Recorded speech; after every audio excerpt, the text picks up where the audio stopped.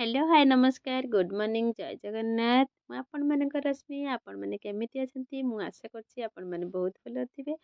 ଗାଁରେ ଦେଖନ୍ତୁ ବହୁତ ସାରା ଶୀତ କଲୁ କି ଶୀତ ମାନେ ଇଚ୍ଛା ହଉନଥାଏ କିଛି କରିବା ପାଇଁ। ସେଥିରେ ମୁଁ କ'ଣ କରିବି, ବିରି ତ ପକେଇ ଦେଇଛି ପାଣିରେ ବଡ଼ି ବିଛେଇବା ପାଇଁ। ସକାଳୁ ତା ଦେହରୁ ଚୋପା ଛଡ଼େଇଲି, ଚୋପା ଛଡ଼େଇକି ତାକୁ ରଖିଛି ଗ୍ରାଇଣ୍ଡିଙ୍ଗ କରିବି। ଦେଖନ୍ତୁ ଗ୍ରାଇଣ୍ଡିଙ୍ଗ କରିବାରେ ଲାଗି ପଡ଼ିଲି। ଗ୍ରାଇଣ୍ଡିଙ୍ଗ ସରିଗଲା ପରେ ଆଉ ଆମ ବୋଉ ଆସିଲା ପରେ ତାଙ୍କୁ ଛାତ ଉପରୁ ଡାକିଲି। ମୁଁ କହିଲି ବୋଉ ଚାଲ ଟିକେ ଫେଣେଇ ଦେବ, ମୁଁ ଫେଣେଇବା ଶିଖିନି।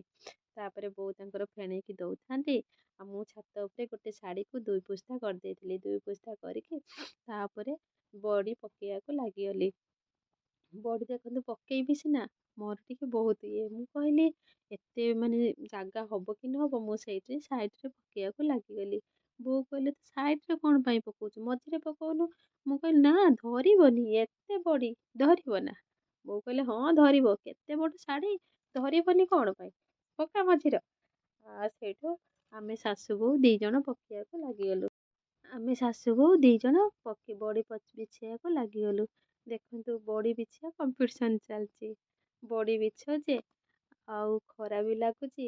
ପୁଅ ବି ସେମିତି କଥା ହବାର ଲାଗିଛି। ପୁଅ କହୁଛି ମାମା କୋଉ ଦିନ ଶୁଖିବ, କୋଉ ଦିନ ଖାଇବା। କିନ୍ତୁ ବଡ଼ି ବିଛା ସରିନି। କିନ୍ତୁ ଆମ ପୁଅ ତାର ଖାଇବା ପାଇଁ ରେଡ଼ି। ଆଜି ଶୁଖିଯିବ ନା, ଆଜି ରାନ୍ଧିବ ନା, କୋଉ ଦିନ ରାନ୍ଧିବ, ଆମେ ଖାଇବୁ। ମୁଁ କହିଲି ହଁ ବିଛା ତ ସରିନି, ତୁ ଖାଇବା କଥା ଚିନ୍ତା କଲୁଣି, ଆଗରେ ବିଛା ସରୁ। ସେଇଠୁ କହିଲା ମା ତମେ କୁହନି, ମାମା ମତେ କିଛି କହୁନାହାନ୍ତି। ଆଜି ଶୁଖିଯିବ ନା, ଆଜି ଖାଇବ ନା, ମୁଁ ଦିଟା ବଡ଼ି ବିଛେଇମି। ଏମିତି ହେଇ ମାନେ ଲାଗିଲା ମାନେ ପାଟି କରି ଚାଲିଛି। ସେଇଠୁ କ'ଣ ହେଲା ନା, ଆମେ ଦେଖନ୍ତୁ ବଡ଼ି ପୁରା ବିଛେଇବା ଲାଗିଛୁ। ବୋଉଙ୍କ ବଡ଼ି ଦେଖନ୍ତୁ କେତେ ସାଇଜ୍ ହେଇଛି। ମୋ ବଡ଼ି ଦେଖିଲେ ଇଣ୍ଡିଆ ମାନଚିତ୍ର, ଶ୍ରୀଲଙ୍କା ମାନଚିତ୍ର, ସବୁ ମାନଚିତ୍ର। କାହିଁକି ନା ଆଗରୁ କାଟିବାର ଅଭ୍ୟାସ ଅଛି ନା, ସେଇଥିପାଇଁ ମୁଁ କାଟି ଦଉଛି ଆଉ। ତାପରେ ଛାତ ଉପରେ ବଡ଼ି ପାରିବା ଯୋଉ ମଜା। ଜାଣିଛନ୍ତି ଖାସ କରି ଶୀତ ଦିନରେ ମାନେ ବଡ଼ି ବିଛାଯାଏ। ଆଉ ଶୀତ ଦିନରେ ବଡ଼ି ବିଛେଇଲେ ଛାତ ଉପରେ ତ ବହୁତ ବଢ଼ିଆ ଲାଗେ, କାହିଁକିନା ଖରା ପଡ଼ିଥାଏ, ଶୀତ ଲାଗୁନଥାଏ। ଦେଖନ୍ତୁ ଆମେ ଏମିତି କଥା ହଉ ହଉ ମାନେ ବଡ଼ି ବିଛା ବି ସରିଗଲା।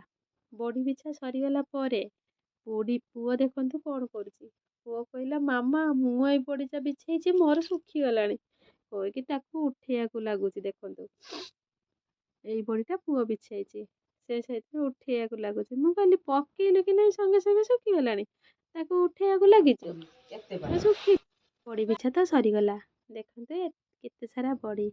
ଆଉ ଖରା ବି ମସ୍ତ କରିଛି। ଛାତ ଉପରେ ଯିବାକୁ ବି ଇଚ୍ଛା ହଉନି।